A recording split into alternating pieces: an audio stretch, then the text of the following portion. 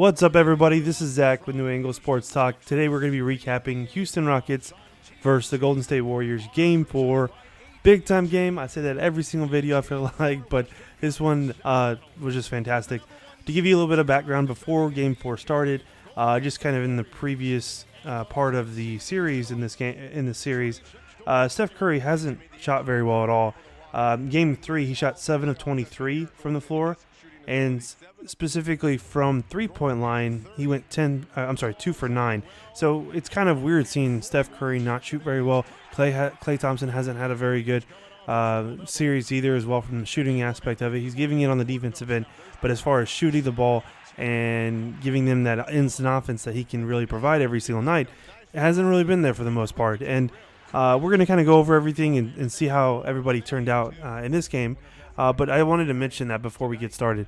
Now, right off the gate, though, Steph Curry and Klay Thompson actually did start pretty hot in the first quarter.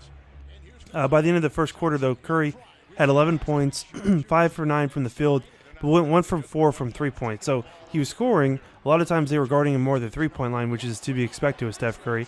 And they were letting him kind of drive in and get layups and mid-range shots. But the thing that worried me the most was that he just wasn't making a three-point shot. He made one, but the other 3 didn't go in. But, I mean, it's okay. It's not the end of the world. He's going to get a shot back eventually, so nothing to be really too concerned about, in my opinion, but it was just kind of disheartening to see at first. Now, by the end of the first quarter, though, Golden State did lead in the first quarter. This is actually something that they've actually been leading after the end of every first quarter, they've had the lead. So, normal start of the game pretty much so far in the series. They get out on a hot lead, and then usually it's Kevin Durant who's been balling in the first quarter. But I guess in this one it was more Klay and Steph. More so Klay, but I'm sorry, more so Steph. But Klay had a really good quarter as well. Towards the end of the first quarter, though, James Harden actually did go to the locker room real quick, but he came pretty much right away. I almost didn't even notice it actually, and until they started talking about it again, because I was I think I got up to get a drink or something and came back, and then they were talking about it, and I was like, I didn't even realize he went out of the game. But it was only for a few seconds, I think. I don't think it was anything major.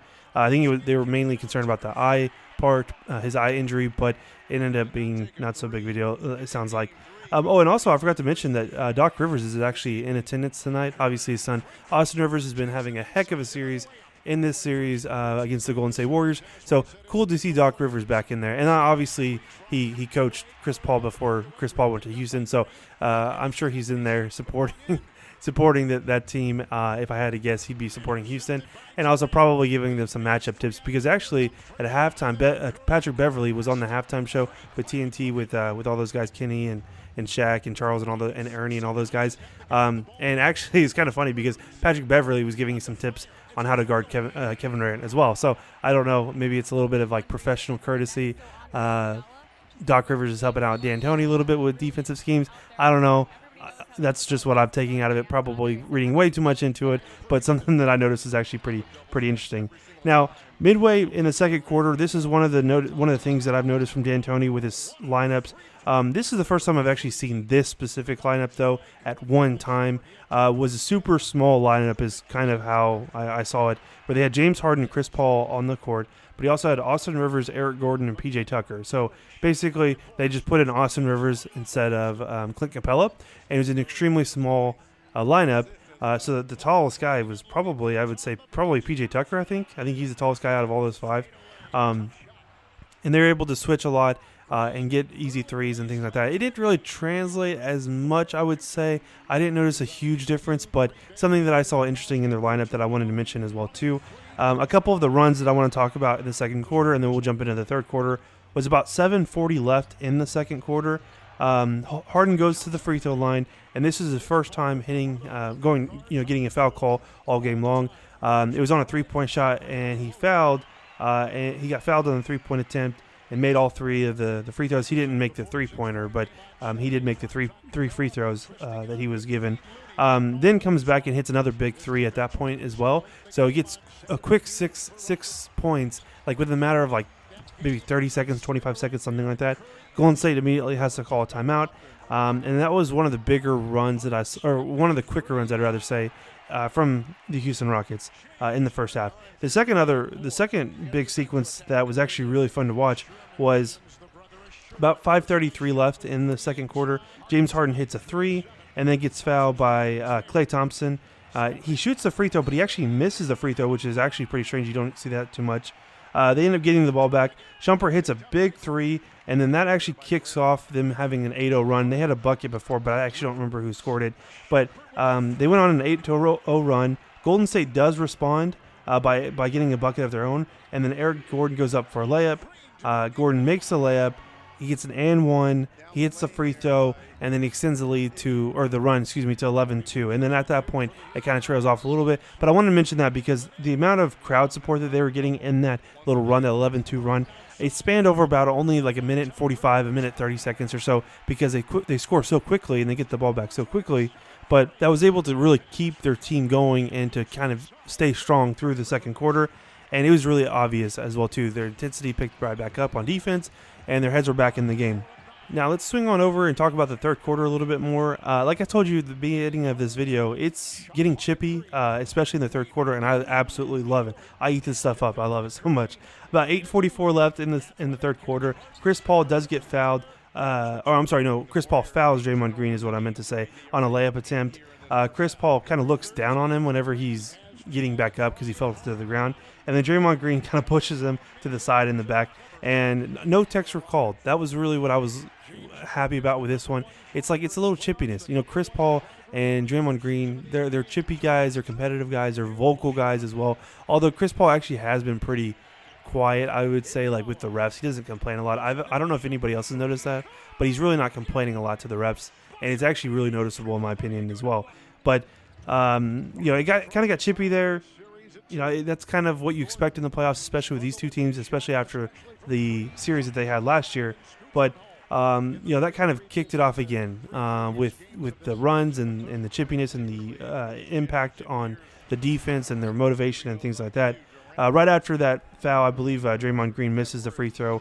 P.J. Tucker does hit a pretty big corner three and then kind of stares down Steph Curry after that. So it was like KD stares down Chris Paul stares down Draymond Green, and then, he gets an and one or whatever, and then P.J. Tucker hits a big three, kind of stares down Curry. So it's getting really chippy really fast. Right after that three by P.J. Tucker, Klay actually misses a mid-range shot. Harden gets the ball back, hits a big three over Klay, and then that one got kind of chippy as well too, which I thought was pretty cool.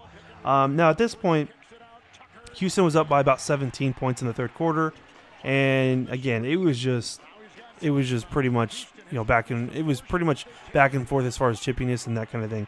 Right after they go up by 17 or so, KD does draw a foul on P.J. Tucker, and now that actually put the Golden State Warriors in the bonus pretty early. It was like 7 minutes left or 6 minutes left in the third quarter.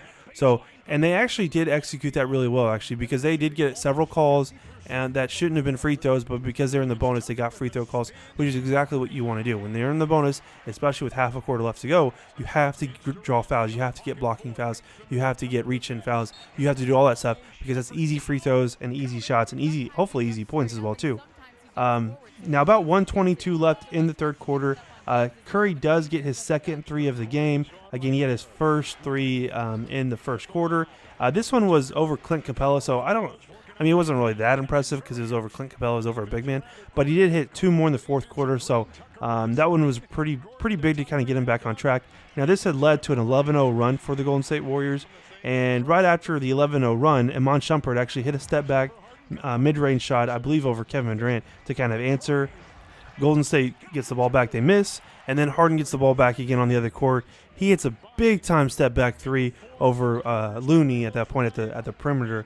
And then again, like I said as well too, it's just a game of runs, and it's like you do something, I need to do better. Essentially, is going back and forth like that, and that's exactly what happened.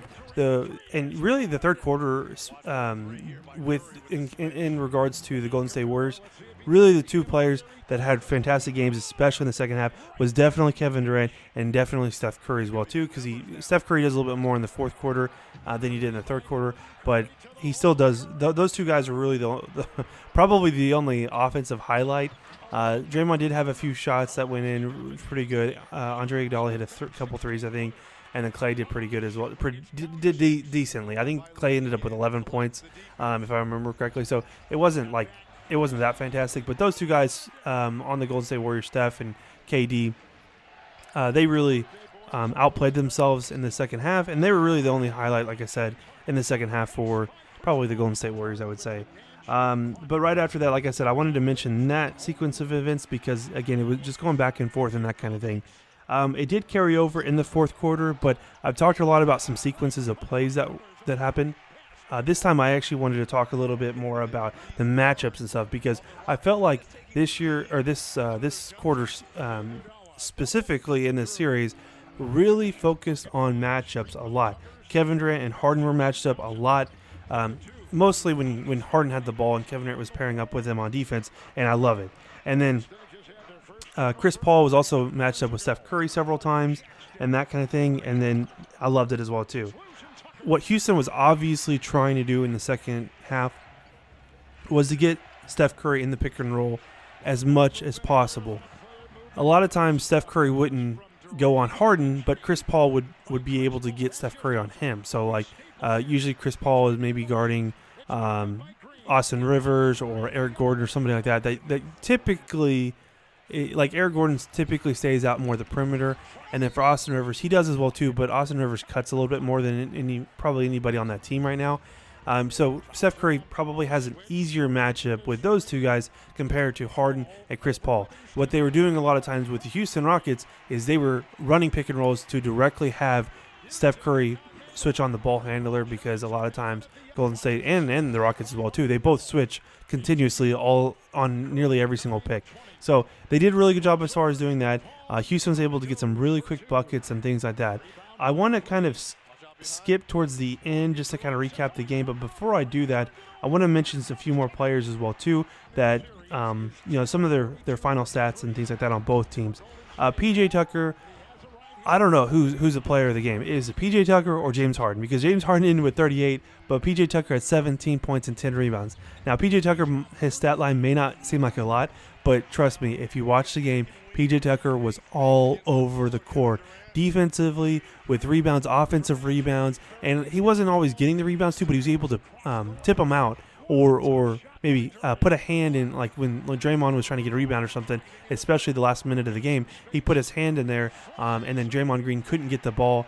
They lost the ball, and then somebody else from the Houston Rockets got the offensive rebound technically. But the reason why that was so impactful is because PJ Tucker put his hand in there to be able to give themselves an opportunity to get that offensive rebound. And that was his impact all night. Like, it was going up for loose balls. It was putting his hands in to try to get a rebound. It was layups as well too. It was a lot of corner threes as well. He did a really good job at that as well too. But I wanted to mention PJ Tucker because he's playing his heart out right now in this series, and he's doing a fantastic job, in my opinion, guarding Kevin Durant. I mean, Kevin Durant's going to still get his 30 or whatever he's going to get at a night, maybe 40, maybe 50, I don't know.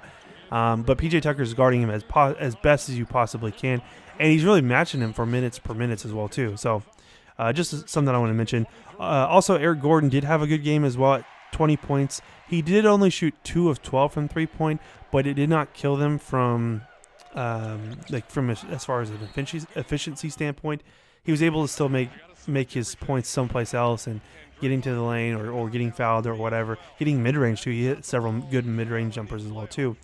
Now on the Golden State Warriors side, Kevin Durant ended with 34, like I said. Steph Curry ended with 30. Steph Curry only did shoot 4 of 14 from 3-point. So again, not a great efficiency game, but he did hit 2 big threes in the fourth quarter. So again, more of the context of the numbers. 4 of 13 you don't think is that good, but 2 of those were really able to keep them sort of in the game and make one last push at the end, and we're about to go over that in just a second as well. So about 30 seconds left in the game. Prior to that, Steph Curry had hit his 2 threes. About 30 seconds left. Harden misses a 3. The Golden State Warriors have the ball back. They shoot. Steph Curry shoots a 3, misses it. He gets the ball back, shoots it again, and then makes the second time as well. At that point, it's about a 2-point game left, and there's, I don't know, like 40 seconds left. Or I'm sorry, there's like 20 seconds left or something like that, something around there, 20 or 22, something like that. Now that brought it to a 2-point game as well, but like I said, the Golden State Warriors were up to a 7-0 run at that point, and then they're rolling at that point. They're in a really good position to kind of make up for this. Now James Harden, after that, he does get fouled, and so he goes to the free throw line, but he only makes one of two. So like I said a second ago, it was a 2-point game. He makes one free throw. Now it's a 3-point game. 3-point game with about 15 seconds left, 10 seconds left, whatever it was. Pretty good shot for Golden State to try to win this, or I'm sorry, try to tie this, or maybe even win this if they get fouled on a 3-point shot and make it. Now, after that point, Kevin Durant does get they inbound the ball to Kevin Durant. Kevin Durant does take a three. He misses it. He gets the cleanest look that you could probably ask for. Right after that, though, they do get the offensive rebound. Kevin Durant passes it over to Steph Curry real quick. He shoots it as well, too, to try to get a game-tying three. He misses it as well, too. And, again, he had a pretty decent look, I would say. Kevin's was a lot better, but Steph's was still makeable. Chris Paul does get the rebound. Chris Paul gets fouled. He misses the first free throw. So, again, like I said, it's the 3-point game. He just needs to make one in order to ice the game. He makes the second one. Game's over, essentially, from that point. And that was pretty much it, guys. So, again, that was, like I said, that was my recap video of Golden State versus the Rockets game. I believe they said that Game 5 is going to be, today's Monday. I think it's Game 5 is Wednesday, if I heard them correctly. So, as usual, that recap will be up as well, so you guys can take a look at it. Before you go, just make sure you hit the like button, hit the subscribe button if you're not already subscribed, and leave a comment. Who are you taking in Game 5? See you guys.